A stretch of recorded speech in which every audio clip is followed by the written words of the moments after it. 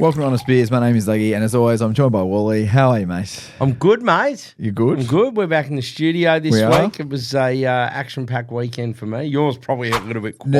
Yeah. Well, we are going to get to your weekend very, very soon, but we're not doing a footy review. We're just doing a normal episode straight into this it. We're week. back. Straight into it. We'll do a footy review next week. I feel like the long weekend games, like Easter weekend and all that, it kind of stuffs us with the footy review. So we're just going to do a normal episode and we'll get into that. But we will talk a little bit of footy though, because I wanted to ask you. What are you going to say? Well, I was going to say I saw it last night after the Collingwood game. After the Collingwood Melbourne game, and Gary and Jared did 360 like at the desk at the footy. It does throw everyone out. It does. It's like it's not really the same show. It's just like a post match review. Yeah. And that's the whole thing. You're talking about certain things. So I think that maybe we just got to walk away when it's a Monday. Yeah. And just restart. 100%. We're going to get into your weekend and everything that happened with the Div 12 Ressies at some point, but I want to go back a little bit because Thursday night you got pissed and the Hawks won. It was pretty fucking great, really, wasn't it? I did. How pissed did you get? Okay, this is very funny. So, no. The other reason I asked that is because it was Thursday night, and I obviously work with our good friend AJ, and we both were like, "Did Wally go to the footy last night?" And AJ's like, "Yeah, I messaged him, and I don't think he heard back." He's like, "I don't think he got back to me," and I was like, "Yeah, I didn't really hear anything from him. Like, the group chat wasn't really much going on.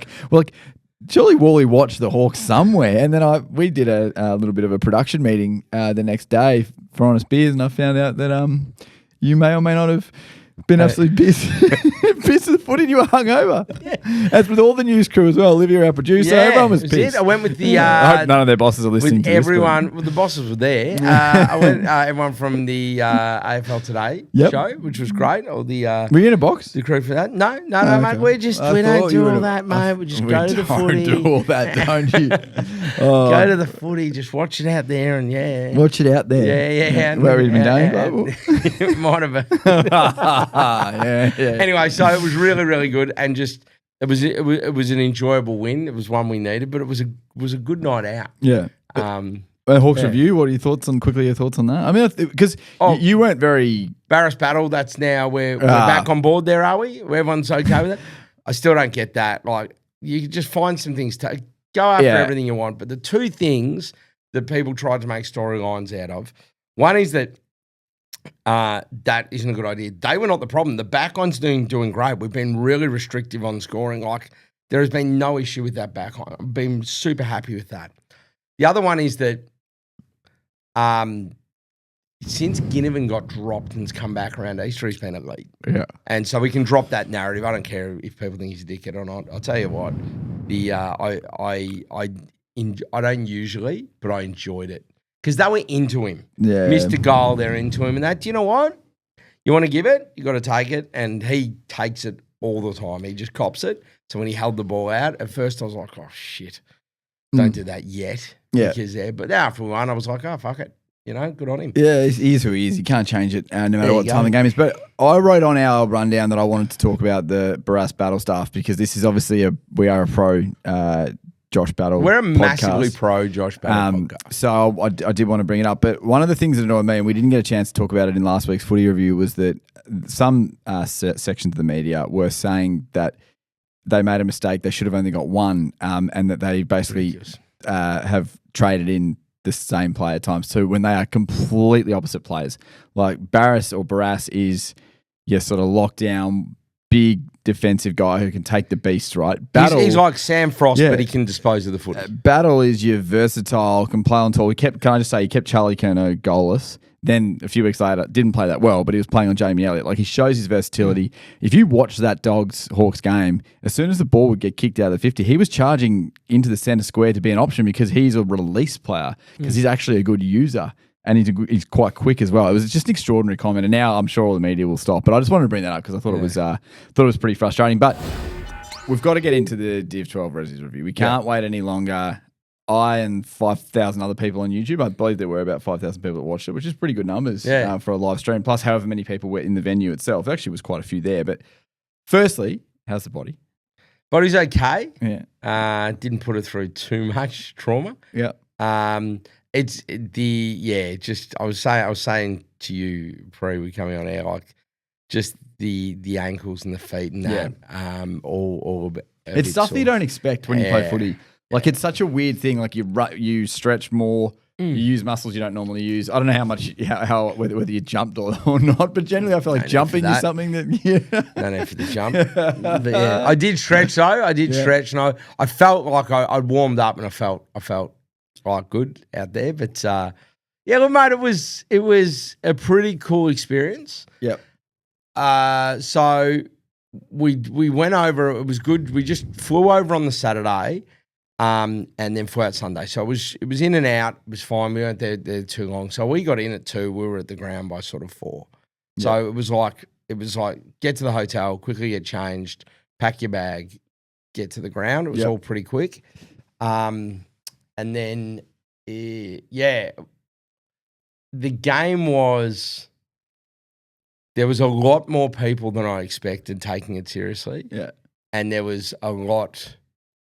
The South Australian team was kind of stacked. Oh, it was ridiculous. I made a comment in a group thread that you were in, a few others, that like some of the past players that they had running around for them. Like Mitch Robinson was born in Hobart. What the fuck's he doing playing for? He spent. I think he grew up in SA and played footy there and stuff as well. So he put a poll out, which should I play for? And it's very South Australian centric. So he went in there. The All-Stars could have used him. Mitch Grigg, who won the medal, was incredible. I ended up on Matthew Broadbent for a bit, and that was just ridiculous. But then there was these other guys that are clearly, I don't know who they were, but they had played a very good level of football. Hamish Hartlett was just cruising you around. got Hamish Hartlett, who's a gun. There's a guy called the kicking consultant. Yeah, I saw him. He took it very seriously. Yeah, he was like intercepting everything. Yeah, that's torping everything. Give us a shit. I ended up. He was pretty happy I was around him for a bit. That was no good. But I just remember looking up at a point, and I felt like a kid playing with adults. Of just the way these guys were just launching in and just being able to take the ball in their pace. And I'm like, this is not Div 12 Ressies footy. No. This is not Div 12 Ressies. The bonus of that, though, yes, you're not going to get many touches and they're just going to run rings around you, but also it's an exhibition game, so no one's going to target you either. There was not much. So if you go out to Wattle Park and I actually play with Div 12 Ressies, there's every chance I'm going to cop one. Yeah. But you're going to get more kicks. You're probably going to have a chance to kick a goal. And everything slows down. So, you know, when you're warming up and you're kicking the ball and it all looks, everything's coming off the boot nicely, it goes well because you're not under any pressure.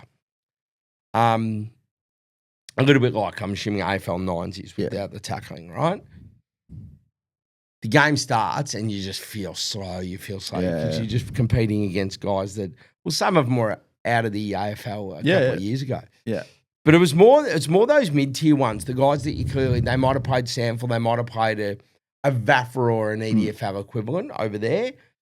And and maybe they were on a list but didn't get it. Those were the guys that were really, you just see they were just like, and their whole line to line, apart from probably the Marmalade guys, and Checkers is good. Checkers actually like can hold his own in the ruck, but the other guys, apart from a few of those other guys, like they were stacked, mate. How did you feel lining up in the back line? Bit disappointing when we saw the team sheets come through. We were hoping you were going to be okay with it. And also in the back line, it was just a bit easier than the forward line. The back line, the reason I went, they were like, what do you guys want? What do you want to do throughout the game? So there's a couple of things I did. Firstly, I reckon I was one of the only ones that was proactively benching myself. Yeah. So I didn't get called off at any point. Every time I was on the bench, I went to the bench. Yeah. On top of that, I may have grabbed the whiteboard in the rooms at halftime and also from the bench at 3/4 of time and taken my name off the field and put it on the bench and put someone else on there. Oh, really? Because I was like, this is fun. I'm enjoying this whole moment. I'm enjoying the night. I just don't want to get injured. Yeah. There's no benefit from me here. Yeah. Like being on the pitch. The other thing is I did go up to the guy running the board and I just said, listen, when I came off, in the second quarter, I was just going, can you just put me forward for a bit? I said, it's just too busy down there. Like, Yeah. And it was just, you were just running because the ball just kept, I mean, they were 7 goals up and they'd think they'd kick twice as many points than goals. That's how much the ball was inside our defensive 50 in the first half. So I was playing a bit down there. It was like, I played on Trey from Marmalade. Yeah, I saw that. Shit, I nearly concussed him. Did you? So I've run through. There's a bit you see. I've kicked the ball off the ground, and then he's come down, and then I've run through. He's kicked it again, and his head's come down. I've sort of run through his head, and I look back, and he's holding his head, and he's over the side, and he's just like, I go, you all right? And I went and sort of checked in on him because I'm thinking, if I knock this bloke out, they're fucking storm the field and just absolutely. I think you wouldn't be popular. Yeah. You'd never be invited back. But he was okay, and I think he went on and kicked a goal later, which is good for him. But it wasn't. Being down back was not the picking up cheapies off halfback that I was hoping it would be. Well, it was just an onslaught. Can I just say, Jared Davis takes it a bit too seriously. There was a couple of moments where I thought, surely Walley. He also takes all the kick-ins, Yeah, that's what I was going to say. There was a couple of moments where I was like, surely Walley. You have not met a group of people that want to stat pad. I thought surely Walley and Flanners are going to get a look in for a kick in here. I pinched one. Yeah, I saw you have one. I went and got it on the ball. And Prime Train came up and put his hand out for the ball. And I almost said, fuck off. I just shook my head and go, no. Mate, I thought, you're going to have 60. I just want to have a kick. He's also playing midfield. I know, mate. I'm telling you now. Oh, my God. Him kicking and so on, all these, they absolutely stat pad. Oh, it couldn't. And they just. I couldn't believe it. They love it. Geez, it was frustrating to watch because you want everyone to have a chance to have a kick around and all that. But that being said, some are really good. So call outs. Charlie Dixon, incredible in bringing other people into the game. We'll talk more about him a bit later. Checkers, amazing at bringing other people into the game as well. Like these guys are like really, really trying to share it around. And so you see, and it's not and then the other guys that are just having fun, like Will Taylor and Seji and Shrey and these guys that do a lot of the Marmalade stuff, they're genuinely there. You can just tell they're just having fun and just enjoying it.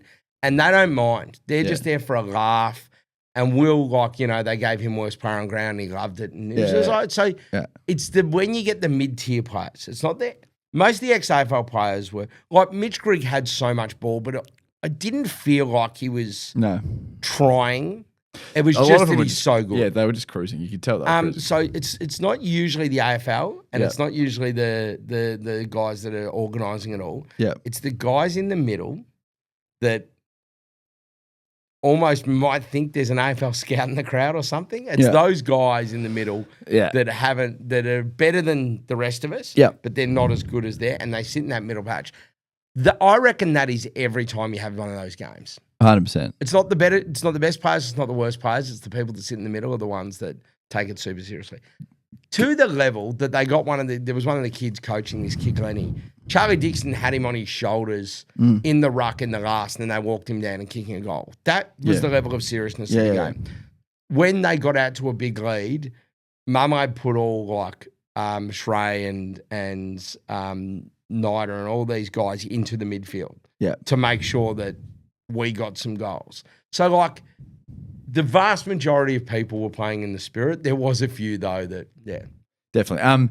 And everybody that took a kick out stepped out of that goal square. Oh, of course they did. Every single person, me included. The question on everyone's, I know that your employer had a market up between you and Flanners who would get the most fantasy points. Who actually did? I won that. Okay. And that has been paid, and I was the winner. Did you back yourself? No, I didn't know the rules and regs around that. You probably can't. I did because it was on my feed. I backed it on the feed, but that's a different sort of a back. But look, it was a $25 max thing. It was just a bit of fun to get involved. But it's how was Flanners after the game? Surely, this is going to sound really harsh on Flanners. I like Flanners. I do like Flanners. I've never seen someone be less flexible and obviously there's a lot of guys out there that there's no Usain Bolt track record being set, but it's different. I could walk faster than him running, I reckon. I've never seen anything like it in my life. It doesn't have the turning circle of the Titanic. It has the turning circle of 3 Titanics. Proper truck. Yeah, proper. Unbelievable. I've never seen anything like. Oh, It was I thought my YouTube froze and it was in slow mo whenever he was like getting the ball or kicking it. I thought like that's a drive by, Flanders. I'm sorry, but I've never seen anything like it in my life. But a perfect example there. Flanders made a good point, and I think he even said to Jarrett at a point, he goes, "I'm not going to be able to get in position, but if you let me take a kick in, it means you got one more person out there that can get into position and run off these guys," which is a good point because he can kick a footy. We can all kick a footy. It took a good intercept mark as well, Flanders. I saw at one point. I don't know how much pressure was coming from behind him. We were talking about that. And he goes, it was contested. We go, no. Contested. Was he being legit? I don't know. Let's be honest. The opponent may have been standing next to him, but he wasn't trying hard to. No, he wasn't to disrupt it. It was Flan's best work is always done post. Yeah. So Flan's best work was, of course, done at the pub afterwards. Yeah. I believe he was a 6 a.m. finish. Fuck. Was he on the same flight as you back? Yeah. What time was that? Midday flight. Okay. So he was able to put in sort of 4 or 5 hours sleep. Yeah, I believe it was 6 a.m. What time were you? No, I was more conservative. I reckon by the time 1:30, 2 o'clock, something like that, maybe. Cass? Maybe a tiny bit later. Cass? Yeah. Just on the way home. Just a popping.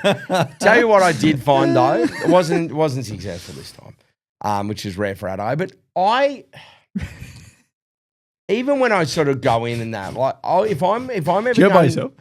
Yeah, and it just wasn't as good. Yeah. So usually I have one of the guys will come, like whether it's one of the Broads or Matty, two of the guys that I went over with, the video guys. Yeah. I've spent time at the Cats, both of them both great, varying results. Me and Matty took Huff and Puff to town last time. Me and Bros didn't have as much luck on the tables. So it's more just, it could just be one. Yeah. You and I have spent plenty of time there. Yep. Spent a lot of time there with the 100K boys over gather rounds. Yeah. AJ, Flan, whoever it is. Yeah. When you go by yourself, you are purely relying on being able to get on a table and everybody sort of gets along. Because if you don't, roulette, I walked in and go, it's just too hectic. There's too many people here around that. But the blackjack, you're okay, great. And it looked like we had a decent deal and you're like, okay, cool. You just need to be able to get along with the people and that. But it was kind of, I reckon I was in there for less than half an hour. Oh, wow. Okay. Yeah, so just pop past the 24-hour bakery on the back of the room and a couple of traveller pies. Well, we will get to, we will talk about, like, we're going to have a splitting of sixer coming up where you talk about, so you can talk about, like, individuals, but you can talk a little bit about the night as well, from where you were and all that. We'll get into it. But we've got to move on because last week you challenged me. I'm obviously not drinking in June. I'm up to day 10. Challenge. It is Tuesday. 10 days in, which is great. But because I was doing that, you said that I need to be punished. And not I need punished. to. Well, I think it's punished. It's an opportunity for you to learn a new skill that you could use in everyday life. Well, 10 days in, Michael, I have made zero progress. Yeah, that's on me. That's because I didn't actually get the yarn and the what else is it called? Is it just a yarn? What's the technical term for this? Whatever it's called, yarn, some kind of knitting needle. You only gave that to me this morning when you came past, picked me up, grabbed it to me, I dropped it off. So my knitting journey starts tonight. 3 weeks is more than enough because I'll be honest. If you had it for a month, how many sessions are you going to put in? You're not going to put in every day. So you're not, I know what you're saying. I reckon you've maybe got 3 or 4 sessions in you. Yeah. I think it's going to be fucking horrible. I'm not doing a lot this month with the non-drinking thing. Like my weekends are pretty quiet. Like, so it is the perfect time to do it. Quite funny though. Friend of the show, former guest, Josh Jenkins actually sent me a photo. He was coming up on Friday because he lives in Geelong. He was coming up for the NBA Finals event that he went to on the Purple Serpent, as he likes to call it, the V-line. Oh, the V-line, yeah. And he saw a woman knitting and just sent a photo and said the female version of you. Like people are starting to. I haven't even fucking started yet, but the momentum you just get into it and you just love it, and then that's your thing. Well, if we roll into the Mount Erica on a Saturday and everyone's watching the footy and back in the quaddie and you're just there knitting and chatting to us. Yeah, it'd be pretty good as long as I'm having it. As long as I got a beer in my hand, I don't mind that. Which I do miss at the moment. But so yeah, that's the update. Next week will be a much more detailed update because I'll be able to start talking about my trials and tribulations, success. Have you watched any YouTube clips yet? I started to watch one the other day. And how mind-numbingly boring It's was so it? boring. I couldn't do any more. But I will, now that I've got the equipment. I hear it's therapeutic though. I don't know. I guess so. My mum used to say that. A lot of others that do it have said that. But yeah, I don't know. There's actually, where I live, a couple of older ladies in my building. Oh, so if it comes out that these scarves look really, really good, you can probably call bullshit on. Yeah, exactly. You can go, did he knock on? Invite him over for a game of bridge or canasta. Yeah, did he knock on Sue's door and get it sorted? Her name is actually Sue, by the way. That wasn't a joke. Splitting a sixer. We're going to move on to this because this is the moment that everyone wants. Because you told me, and you go through the list, but you told me Charlie Dixon, one of the best blokes you've encountered, and was just as accommodating as it gets. Can I ask, just before, that wasn't his green Lambo, was it? Was that like it was a high car? No, it was a loaner. Yeah, okay. From like one of those prestige. Yeah, I think it's a Garmin group. Yeah, okay. And yeah. How was it? Have you ever been in a Lambo before? No. Okay. I have now. Yeah. Were you in the passenger seat? Yeah. What was the electronics? All look good? Yeah, incredible. I pulled rank and said, guys, I never do this. I'm sitting in the front. And I rarely sit in the front. Yeah. Because I'm always usually like, you're the tallest, you're the whatever it is. I over-index on tall friends as well, which is annoying, but it is what it is. And so as a result, I usually just go, I'll sit in the back. How far do you drive in it? Oh, like from Norwood into the city, into our hotel. Anyway, I'll talk. Yeah, good. Talk splitting about a sixer. Yeah.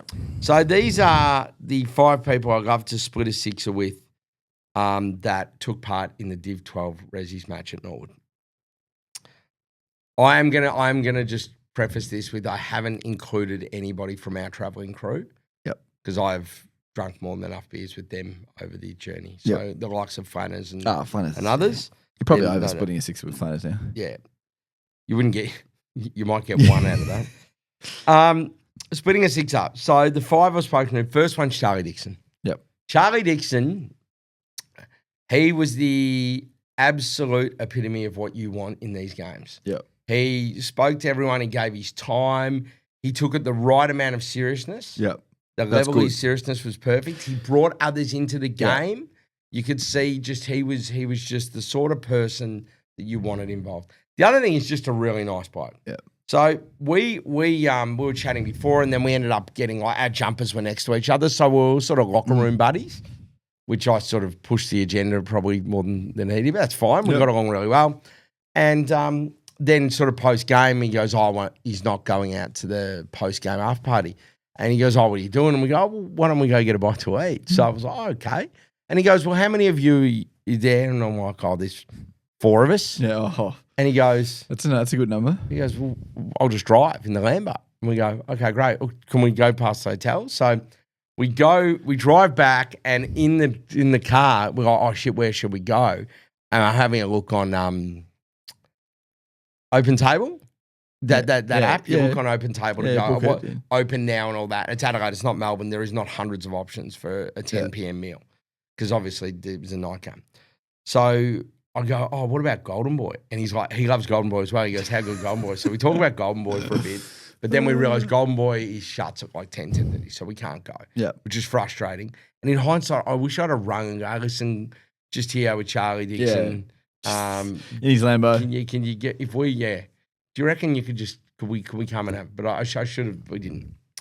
Anyway, so we get back to the hotel, run up, get changed, come back, and there's this guy that's got his head in the Lambo window talking to Charlie, and then I go, sorry, mate. And he turns around, he goes, Skip. So he knew me. So he would have thought this is the weirdest fucking thing ever.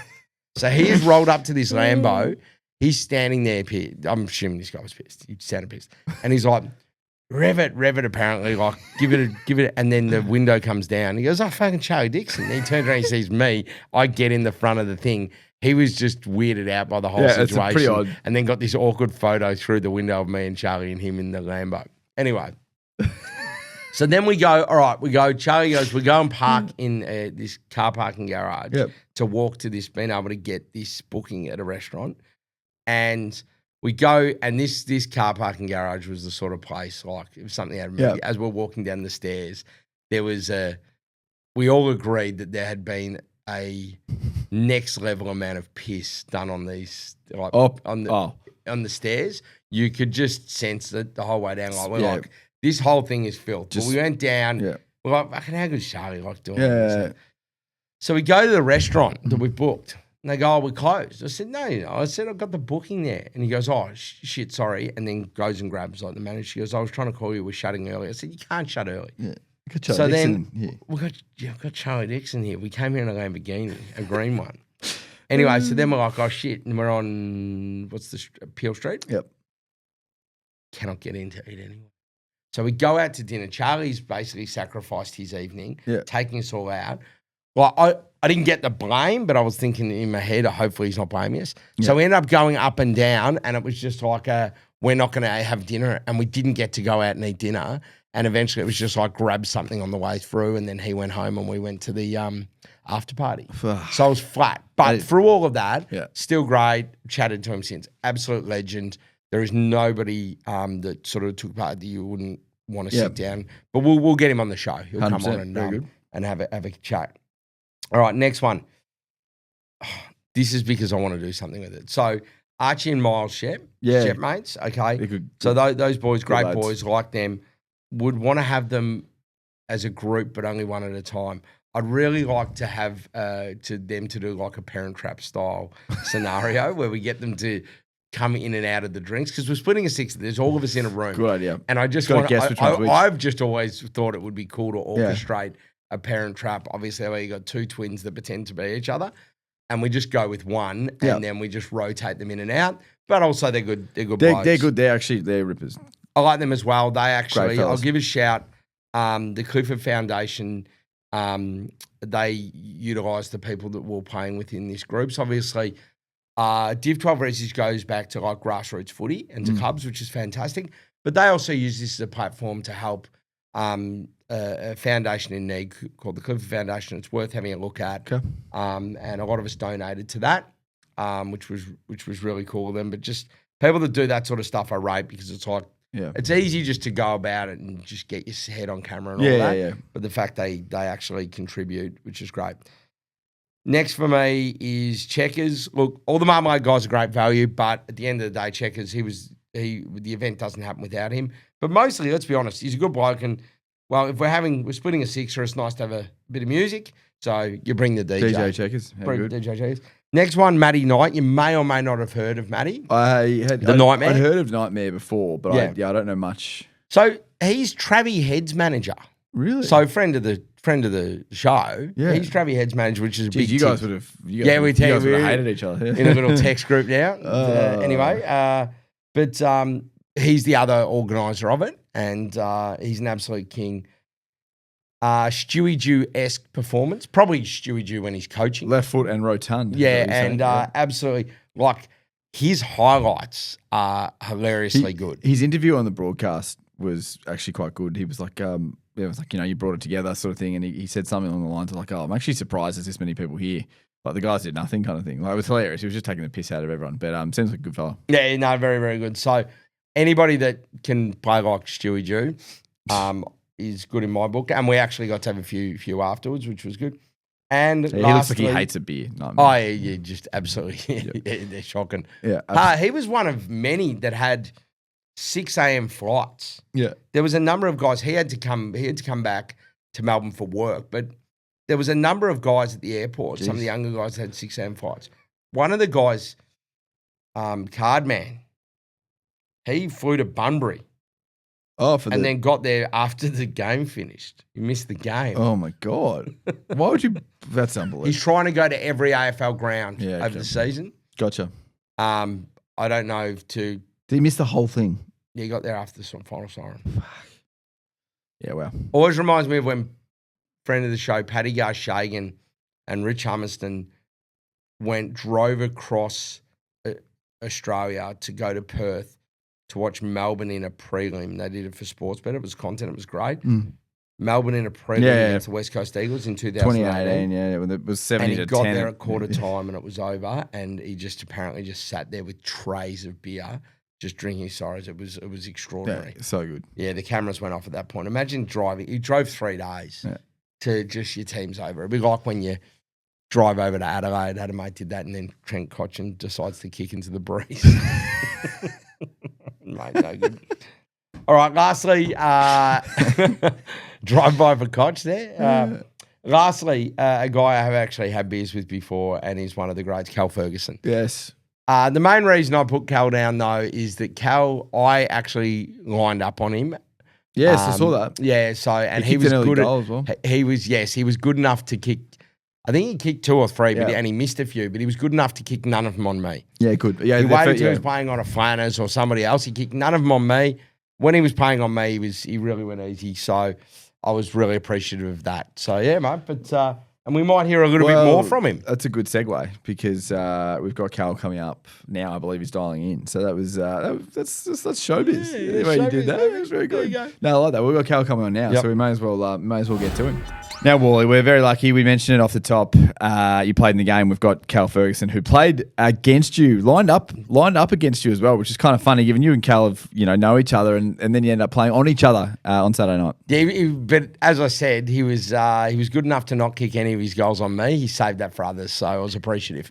How's the body, Cal? And welcome on Spears. Thanks for having me, guys. I've been excited to get involved in this podcast. Very excited. Look, it was a cracking night, as Wally mentioned. We managed to get on each other for a little bit, but we basically shook hands at the start of the night and just said we'll see you at the back end and see how we go. So we didn't really stand on each other for too long. It was bloody good fun, I'll tell you what. But the body's paying for it right now. Let me give you the hot tip. When was the last time you played footy? It was like how long ago? Oh, Jesus, funny, mate. Well done getting out there. What was the? We always talk about when you haven't played footy in a while. There's always a random muscle that you end up just going, "Fuck, I didn't realize I was gonna hurt that." Like, what did you wake up on Sunday morning with? Yeah. Oh, look. To be honest, I thought, oh, geez, about 10 days out, I better do some running just to get myself going, and blew a calf out before I even started. So shit. The first time I tried to get out of a jog, my left calf went on me, and I was like, oh, no, this is real trouble. So we were just talking before. Actually, when you start kicking the footy again, you start feeling your quad a little bit. So that was one thing that stood out. But when you were shanking him like me early on, it didn't put too much strain on your quad. But it was a pretty interesting night, just from the point of view that it got real sloppy in the third quarter after being beautiful all night. Hail started coming in sideways, and the skills went kaput even further. So it was a hell of a night.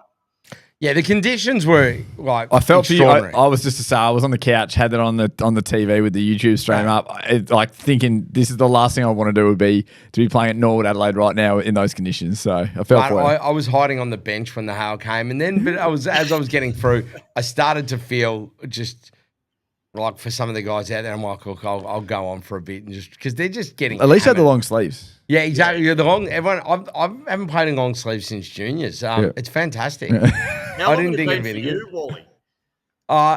Last time I played was 2019, and so it was a little bit closer. But the thing was, I did my ankle and tore the ligaments in my ankle, and that was the last time I played. So I was a little hesitant with that. I strapped it all up, but yeah, I was not up to it. Leggy and I were talking before you came on, Cal. I was saying that there was probably a few people that were taking it a little bit more seriously than others, which isn't always the case. And I was suggesting that, I mean, Mitch Robinson's always going to, that. But I was saying it's not usually the top tier ex-AFL players like your Charlie Dixons and Hamish Hartlets and that, Mitch Griggs, all of those. And it's not your shitty players like us. It's usually those mid guys that have played a good level of footy but never quite made it, and then they see an opportunity. Yeah. So, mate, I mean, how do you see it? I mean, you guys smacked us. What was the chat like in your rooms at halftime when you're up by 7 goals and you got these guys just dominating? Yeah, so obviously we knew there was a fair crowd in, a lot of youngsters and a lot more older crew than I was expecting. But we sort of didn't want them to disappear halfway through the next quarter because we were just putting the foot on your throat and not letting you up. So the chat in the group was one of empathy more than anything. And we were like, let's not bury him yet. Let's leave it late. So and then it got a bit tight, and then our blokes just started shanking him in front of goal, and it got tight at the back end. But the chat at the half-time break was let's let him up off the canvas for a couple more haymakers. Yeah, well, I saw that when the midfield group changed dramatically from 3 ex-AFL players to 3 of Marmalade's finest. Yeah, basically, and it was a big shift in momentum. Oh, the teams were pretty stacked, Cal. Watching from home, I could see that South Australian midfield group and some of the guys running around. I know you had Charlie Dixon, who's obviously, a great player. Charlie took it perfectly the right level. He did. So Charlie was like, I'm just going to get other people involved. Yeah. He played the whole game with a smile. And like that's what you want. There was a couple of guys that were come on, name a name here, Wally. Yeah, I was suggesting that maybe the kicking consultant thought he was on the clock. I thought that maybe he was consulting. Joshy was keen, wasn't he? He was very, very keen. Yeah. Do you know what was funny though? Is that Mitch Grigg was best on and won the award, but I didn't feel like he was taking it overly seriously. I just felt like he was dominating because he couldn't not dominate. Yeah, I think that's a good call because he was just cruising. He was in fact, I would say he was purring out there. Just in cruise control. I've got everything under control here, lads. Just find a target, just move on, just trot around, get in the right spots, but didn't really get competitive, did he? No. He was great. So anyone good that you guys encountered like on the chat on the field? Any sledging, anything like that? Anyone take it a bit seriously there? Oh, that's a good question. I heard word, and this wasn't anything that I heard personally, but it got around the ground that Prime Train and his old man was starting to get in the lip. They were really starting to let him know about it. I think what couple of our boys missed in front of goal, and Bolchy's old man just let him know about it on the way through. Really? Well, like father, like son, as they say. Yeah, well, he was another one, Prime Train. But you can see the way he goes about his footy. He takes everything very seriously. He's a beast when it comes to training and that. Yeah. I was saying to Leggy earlier, it was a time when I picked the ball up behind the goals and he wanted me to give it to him to kick it out. And I was like, right. Fuck, mate, I'm not giving this up for anyone. I've only got about 5 of these in me for the game. I'm taking this one. Don't worry about that. This is my time. Yeah, exactly right. Mate, it was an absolute cracking event. It's just like Leggy and I go to Adelaide a bit. And I was telling you, I'll be back there for the Ashes this year. But we go to Gather Round. We go for the cricket. I've been over there for Live. How is the feeling as a South Australian? I mean, I know this was a little bit different. This was small in comparison. But just overall, how does it feel now? You're becoming a little bit of a sports hub. It's the best test to go to. Yep. Gather Round's the best weekend in footy. Live's great fun. Live Golf's a party. Yep. Does it feel like you guys you're becoming this sort of sporting capital?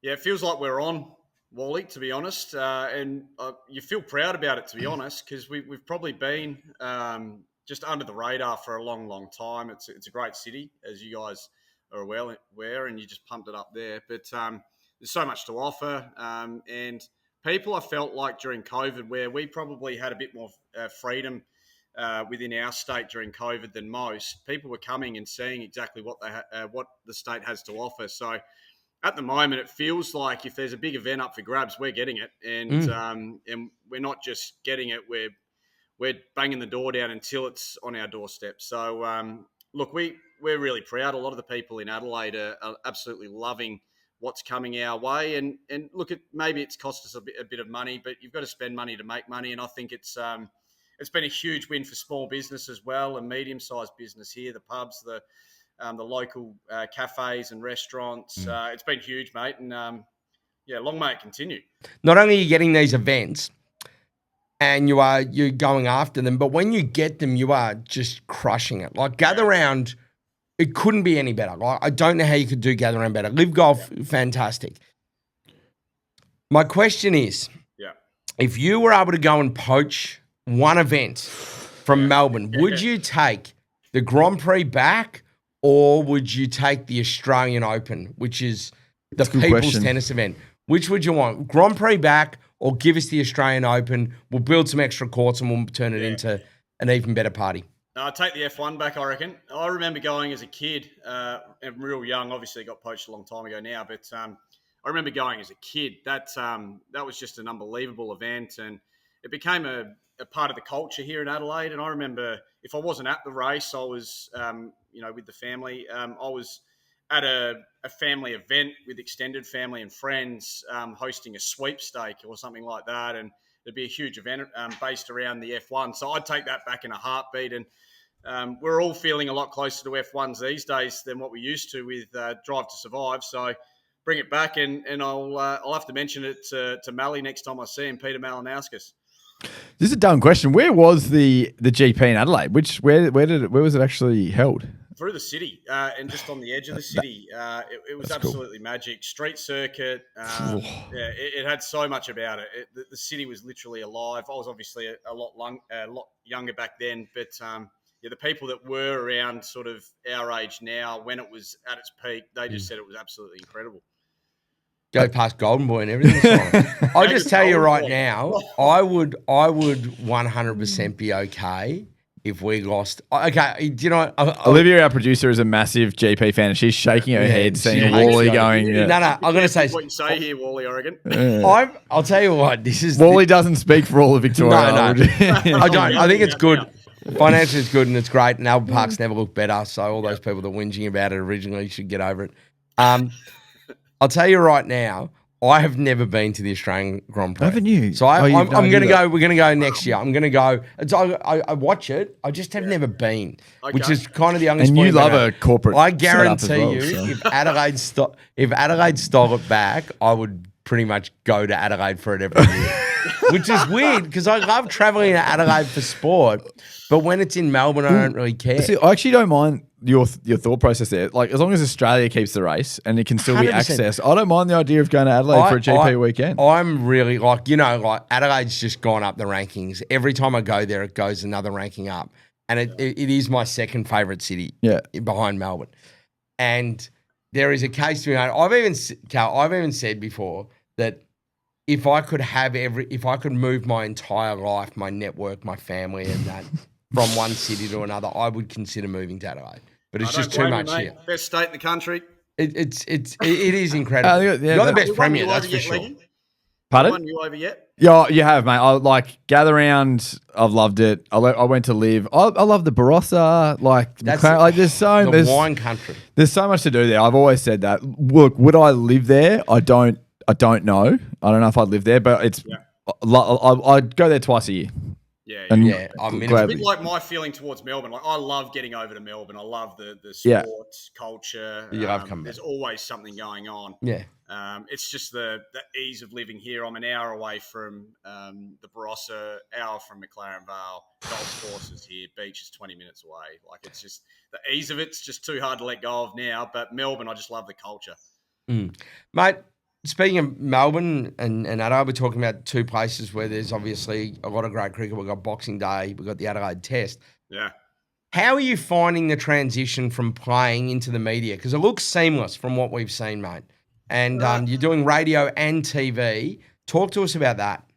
Yeah, it's an interesting one. I was quite lucky through my playing days and probably my early playing days that I became quite good mates with Greg Blewett, who we had a lot of similar interests, loved footy, loved golf, which was the big thing. And we sort of bonded over that because there weren't a lot of guys in the Redbacks team at the time that played a lot of golf. But he was sort of paving a way a little bit for someone like myself who, I wasn't sure what I wanted to do post-career, but I saw Bluey starting to dip his toe into the media on his way through. So I suppose where I started to get some experience in my playing days was just saying yes to every media opportunity that someone threw my way, whether it was after getting beaten by an innings and 150 runs at the SCG or whether it was after a big win, I'd just say yes. So do the easy ones and the hard ones, and did a traineeship with one of the radio stations here, 5AA, as a kid. And once I dipped my toe in the water, I really enjoyed it, and I love just a wide range of sports as well. So that probably helped me get a foot in the door with a few variety sport shows locally. And towards the back end of my career, I got a few opportunities with Fox Sports to call a couple of games in between the Sydney Thunder games. So that was really cool. I still remember the first time I worked for Fox. I was out with an ACL and I was boundary riding a Big Bash game back when it was state-based. Oh. And my first assignment was to walk and talk with Roy Simons after he's battered the Sackers all over Adelaide Oval. Oh. And they just said, yeah, just come up with a few questions like blank slate. And I was like, what the hell am I going to ask Roy? Yeah. The bloke was literally towering over the top of me. It was one of the most intimidating moments of my career, but he's a ripping bloke, Roy. He made it really easy for me, threw a couple of gags my way, made me look like I was half understanding what I was meant to be doing out there. But from there, the opportunities started to come my way, which was good. I had obviously some people within like Bluey's really close with James Brayshaw, so I had an opportunity to chat with Bray a bit about it leading in. They were the two guys I spoke to at the end of my career when I was looking at whether I continue playing for another year or two in the Big Bash or whether I take the opportunities from Triple M and Channel 7 that they'd offered me when I got sacked unceremoniously from the Sydney Thunder. Are you one of those people, Cal, that like misses playing at all, or when you were sort of you mentioned getting sacked, but when you were done, were you genuinely done and just couldn't be bothered playing anymore at all? No, look, to be honest, I was a bit unsure about the decision until I actually started the first day of commentating post playing. I was still a little bit, have I made the right call here? But once I got into it, if you look across the team at Triple M and the guys I'm working with at Channel 7, it really did feel like I was moving into another dressing room. Yeah. And that's the stuff you hear a lot of retired players talk about. You know, you miss the dressing room more than you miss the playing. And I feel like I've been very, very lucky with where I've landed at Triple M because it is a genuine dressing room, that commentary box and out the back in the green rooms. They, it's pretty loose at times, but it's fair dinkum when it needs to be. And that's pretty much how cricket was through most of my career. It was, off the field, early days was pretty loose, but when it came to the cricket, it was fair dinkum, and it feels like that's exactly how we do it at Triple M. And then Channel 7 have been absolutely brilliant. I've loved working with them, and they do it as well as any in the world. So been very lucky with where I've landed. So I don't really miss the playing side of it, to be honest. I still have a dabble with some of the Legends Leagues overseas, which are a hell of a lot of fun and not great for the liver, and that's just enough to cure the itch, boys. Yeah, very good. I've got a couple of questions on the commentating, and this is not about the people you work with or your employer at all. Yep. Do you prefer or do you think you're better suited to radio or television when it comes to cricket? Oh, it's a tough question. I think I probably did a little bit more radio during my playing days, just on the off occasion I got the chance. So I probably felt more comfortable straight away in the commentary box with the radio. So look, probably at this stage, radio, just because I've had a few opportunities to do some hosting on radio, hosting segments, hosting the call, ball by ball calling, whereas I'm still predominantly a guest expert on TV. So at the moment, radio, but I'd like to just sharpen up my skills from a hosting and ball by ball opportunity with the TV long term. So radio at the moment. And then that was my other question. Do you prefer the analysis, the expert analysis, or the ball by ball? I think I still, at the moment, love the analysis side of it. And what you find sitting in a commentary box is you start automatically thinking like a captain. And I enjoyed that side of the game. But straight away, you got the bird's eye view, and you can't help it. And it's just like you'd be sitting on the couch watching Test cricket with your mates with a couple of frothies. You'd just be starting to think, there's no way. You can't be bringing Hoff on now. It's got to be Gaz. Like, what are we doing? There's footmarks out there. Like, you just start straight away thinking that way. So I'm still that way inclined. But I think from a longevity in the industry point of view, I've just got to get that extra bow to my skill set because I think there's always experts and retired players coming out. So I think if that's something I want to stay in long term, I think I need to just keep upskilling and trying to find my way to longevity. Just one more from me. Who are some of the ones out there, some of the broadcasters that do it better than anyone else that you've either worked with or you've watched from afar that you, I guess, have sort of, learning from and listening to. Yeah, I think. Look, I won't surprise anyone with Ricky Ponting, just his ability to just see it coming, and to have done it sitting next to him in Big Bash. Geez, I mean, it smacks you between the eyes when you're sitting on the couch, let alone sitting next to him. He's just so good. I think Mark Tubby Taylor, you just can't underestimate his mind for the game, but his ability to walk into the Triple M commentary team from ball one seamlessly, understand the MO within 5 minutes, I reckon, of sitting in the commentary box, to then switch gears from analysis to having fun really quickly is pretty crisp. And then I'll look at someone like Brayshaw, who has to work, Mark Howard, who they jump during a test match from one commentary box where it's a bit more straight-laced with the TV, straight back into Triple M, as if they've been sitting there all afternoon, and chop and change all day on the half hour, and just be able to flick a switch is just incredible to watch. So they're probably some of the guys that really do it better than others.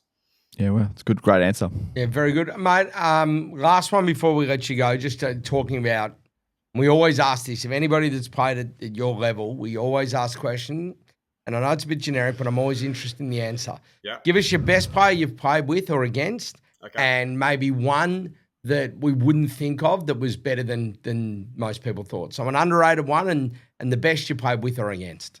I was very lucky. I played against and with a lot of amazing players, but Jarks Callis, I thought that getting the chance to play against him in my youth, playing for Australia, was something special. And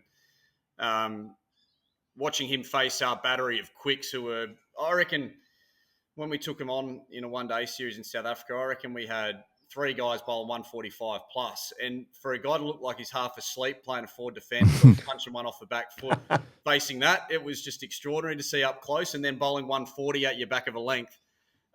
Something else. He was just incredible. Yeah. And then I think underrated. Do you remember a guy named Saeed Ajmal from Pakistan? Yeah, absolutely. Remember Yeah. him? Yeah. He literally spun it both ways at good pace. And I remember thinking here, the only way I can get myself going in this innings, walking out in the middle of a dust bowl in Dubai, was I have to lap sweep or sweep everything. Yeah. Until I've got some sort of clue which way he's spinning it. So I reckon they're my two. And I think Ajmal will be one that not many people would have seen a lot of. They would have seen a bit of him, but he was just incredible. So I was literally, if he pitched it outside off stump, I'm sweeping it because it's probably turning back into me. Yeah. If it pitches in line with the stumps, then I'm assuming it's spinning away from me. That was how much control he had. So Wow. It was either just basically I was picking on it where he pitched it on the pitch. It was incredible. Unbelievable. That's a great answer. There you go. Well, mate, we'll let you go now. I'll be back over there a fair bit this year, but I'll definitely be seeing you for jars around the Ashes. Yeah. Because that's count me in. We've talked about this, haven't we? It's a day test this year. Yeah, well, that's just heaven. It just opens up so many possibilities post-day's play. Yeah. So, cannot wait, mate. So good. Yeah, good. Thanks for jumping on, mate, and well played on Saturday night as well. Good to see you get through unscathed. Yeah, we made it. We made it. Now, well, that was great to chat to Cal. He's a good man. He's a good man.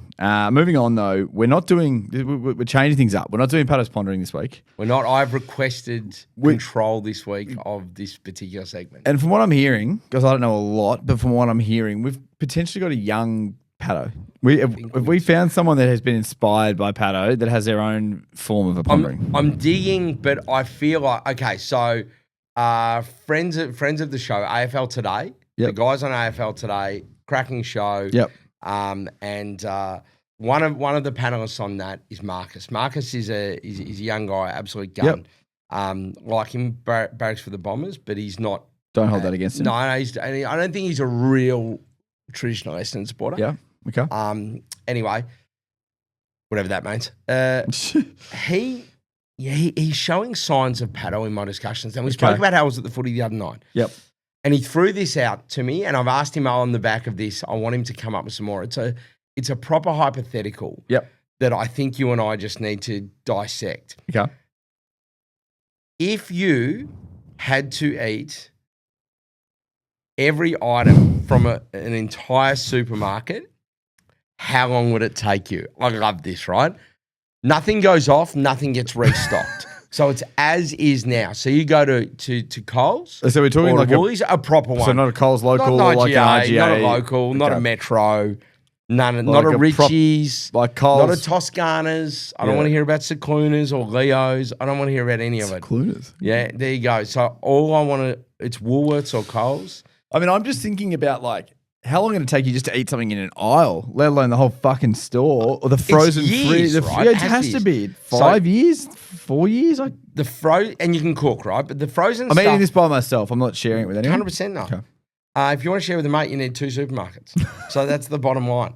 So if you have, I reckon to answer your question, it's got to be between 3 and 5 years. Okay, so 3.5 was sort of an area we're going to.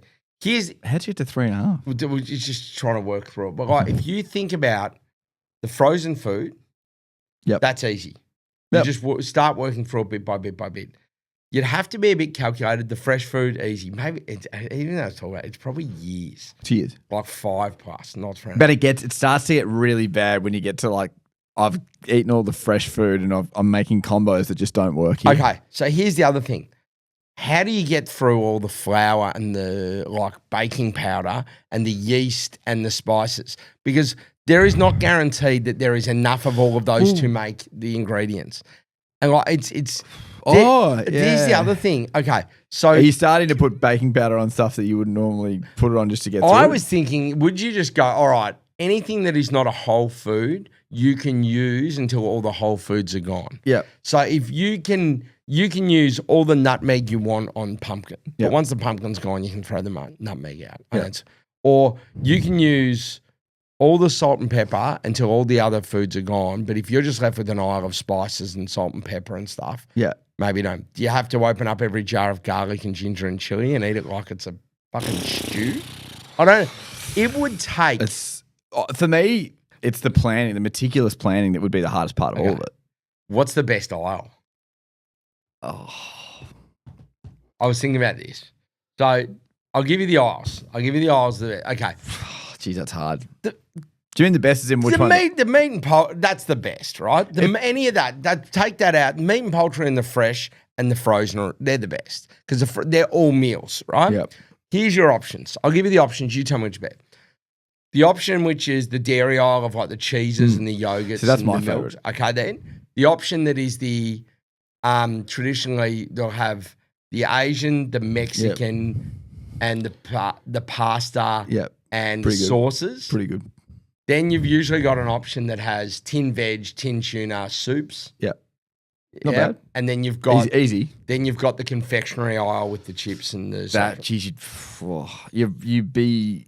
It would be so bad for you. What's your aisle? Because I'm living in the Mexican, Asian, and I agree. I agree with that. And then the cheese aisle, not bad. I do like the cheese and the dairy one. It'd be easy to get through. That's an easier one to get through. I would want, just to be full transparency, I would want to go to a Woolworths that has a BWS attached, and I would want that to be part of it. Yeah, you have to drink everything. I think so. That's so good. Because then I just go get a Pinot and just pair it with a block of cheese from the dairy aisle. Tell you what, you can have all the Pinot Gris. I'm not drinking that. Pinot Noir. That's my point is you've got to drink. You'd have to have the Moscato. Yeah, that's what I'm stuff. saying. If you've got to drink all of that stuff, that's having to work through the bourbon to bring back some demons too. I haven't had that in about 20 years. Well, that's where I went to. Was like you can have all the Pinot Gris and all that sweet stuff. That'd just be.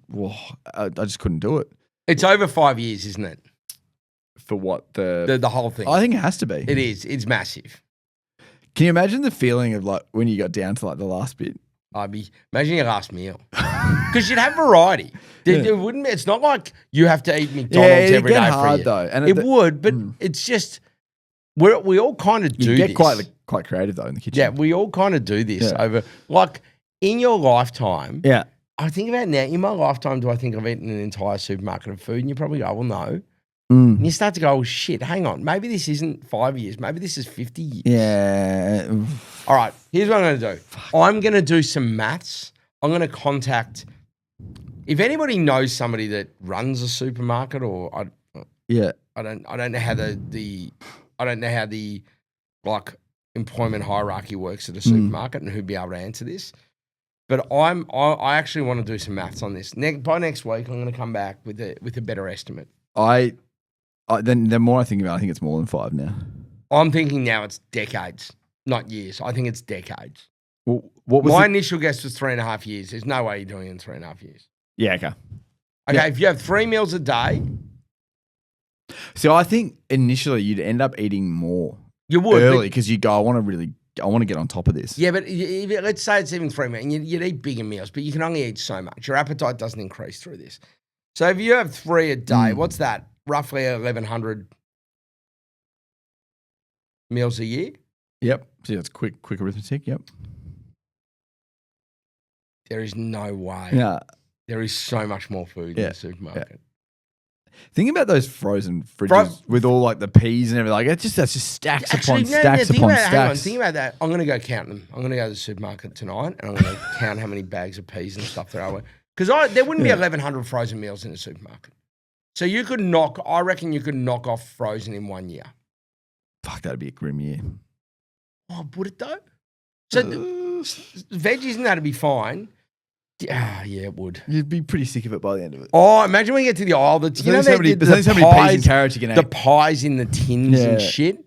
And spam. There'd be a lot of spam. A lot of spam. Yeah. I'd toast that up. A lot of processed. Anyway. Do you reckon Paddo's in jeopardy?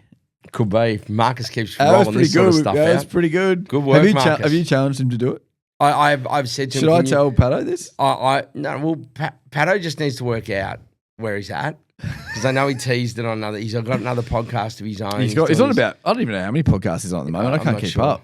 He's become a talent, Paddo, and he is a talent. He listens to the show. He actually said this is his favorite podcast. I know. Well, that's good. No, so he'll hear this and he'll respond. Yeah, but I don't think he's in jeopardy. I actually think it's this could be these guys could really just get along. Yeah. So maybe this could be a collab opportunity. I think they would. Look, we don't have a lot longer to go. Wally. Moving on, but we're going to do a betting segment. Yep. Before we get into it, I forgot that Kingy messaged me overnight. Yeah, and he had a thing for the community, but we obviously didn't do a footy review. Yeah, what was it? So I should probably read it. Yeah, go. He said, Mr. Lee, hope you enjoy your weekend festivities. Please see below my community input about the round gone by. It was never going to fit in a box. I'm aware that it probably wasn't the most exciting game to watch for neutral fans. It is bordering on requiring an apology. Skill issues and cohesion do need to be corrected. 2, North is still the owner of WA. He said, I'll send through a meme, which he's done, which I can't obviously show. And then he said, some teams can do it prime at the G. I'd like to see them do the same on a windy afternoon in Bunbury. North ball 25. It's good. Yeah, very good. Just wanted to shout out to Kingy. But last segment before we go, we sort of brought this in last week. We're bringing back our betting segment. I failed miserably. Olivia, our producer, just gave me shit about it. I backed Brisbane at, I think at $2.50 was the price. And to be fair, up until 3/4 time, they're up by 17 points. Probably thinking I was a genius, but congrats to the Crows because they fucking mowed them down the last quarter. Pretty unbelievable. You kick like 5 goals for an entire 3 quarters and then you kick 5 goals in 5 minutes and then don't do anything again. Yeah. Anyway, you want to go? Do you want to open the batting or do you want me to go first? You can go first. I've got another one, and it's just one leg again, and I think it's Thursday night, and I think the Dogs to cover the line of 20.5 against the Saints after that loss to the Hawks. When St Kilda and the Dogs play each other, go look over the last 3-4 years. It's always a team wins by a lot. They're never close. And I think if you were to say to me, who wins by a lot? Who would you have more faith? Who do you trust more? Because earlier in the year, they smashed. Yeah, and then we thought it was going to be close, and they absolutely not. No, I said they would. You shouldn't say they won by 60 points. I think they'll win easily again, 5-6 goals. The other, if you want to throw in something else, I think Sam Darcy might be back this week, which is just so typical because everyone comes back against St Kilda. But Aaron Norton, the antivirus, as I like to call him, he just dominates against St Kilda. I don't know what it is. Some teams have a bunny. He could go missing. Like they could send out a search party for Aaron Norton for 5 weeks, and then they play St Kilda and he bop up and kick 3. Turn up. So back him, ladder him. I'm sure you'll have a good night out. There you go. That's me. That's your Simon leg for your multi. That's sharp. You go. All right. I see you've got a few legs on your. I have 3, and they're all again. What I try and do here is try and find a bit of a price, and I've done this based on purely on logic and not emotion. Oh. So we'll start with Melbourne to beat Port Adelaide. Port Adelaide win games on emotion. They won another one that was emotional. These were good yesterday. Yep, these were good. But Port Adelaide will go home now. There's no real. It's in. Kenny's safe for another week. It's in Adelaide. It's in Adelaide. That's what I said. Port Adelaide will go home now. Okay. And 2 you know bucks. what? The pressure will be off and they'll lose. That's what they do. Hawthorn against Adelaide. Adelaide have been up for a while. Hawthorn in Tassie. They appear to be back a little bit. Hawthorn win in Tassie. 50-50 ball game. Yep, exactly. So I'll take Hawthorn. Yep. The other one for me is, sorry, Kingy, North will be coming down after the longest home drive home in football. They played a home game in Bunbury. Freo, I believe, are up and about. They'll be fresh. They will smack them by 40 plus. Well, you know where this is. This is in Perth. That's right. They're staying in Bunbury. This is at Optus Stadium. Oh God. This is a home game. Hang on. Isn't it in Bunbury as well? No, it's at Optus Stadium. So they sold the game to Optus. Yeah. Not even to Bunbury. Yeah. Oh my God. That's ridiculous. There was Sorry for not knowing. Actually, there was a period. They're paying $2.20 to win on their home deck. No, they're not. Freo. They're $1.16. No, $2.20 to win by 40 plus. Sorry. 40 plus. Sorry, yeah. There was a moment in that game when West Coast were up by 18 points, whatever it was, where I was in a couple of group threads with mates saying that the North are going to finish bottom and give Richmond the number 1 pick here, because I feel like West Coast have been playing quite well and they probably still have a few more wins left in them for the rest of the year, and North, who knows when they're next. And then North just kind of got over the top, which basically saves them from the wooden spoon, you would think. But fucking hell, if North gave Richmond pick 1, genuine dire straits. So I got both Adelaide to SA teams losing, and I have Freo to absolutely smash North Melbourne. Just one other one from me quickly before we go. It's paying about $8. Yep. I reckon Brisbane against GWS. It's in Brisbane. Back the Giants to cover. That is 18.5 is the line. The Giants have only won 1 game at home for like the last 7 weeks, and it was that game against Richmond that they snuck over the line. Their form on the road has been unbelievable. They can't fucking buy a win at home. They are so hard to predict. This is the perfect game where Brisbane are a much better team on their home deck. It's the kind of random game that the Giants will just win, because that's what they do. So you could do worse things than back the Giants to cover against the Lions. But look, Wally, that's all for us. Glad to see you back home from Adelaide in one piece, not just from the footballing perspective, but also the cast and no doubt how many jamos you worked through over the course of that weekend. The overs hit. Yeah, 17.5 was the line. Does. 7.5 doesn't include doubles, by the way. It's just 7.5 glasses. So that probably means 35. 35 we hit. Not about that. Yeah, I'm kidding. But you've been great. Good luck, obviously, to your Hawks this weekend, and go Saints. Go Hawks.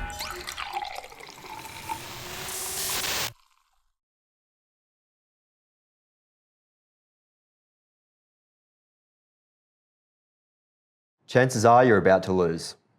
For free and confidential support, call the number on the screen or visit the website.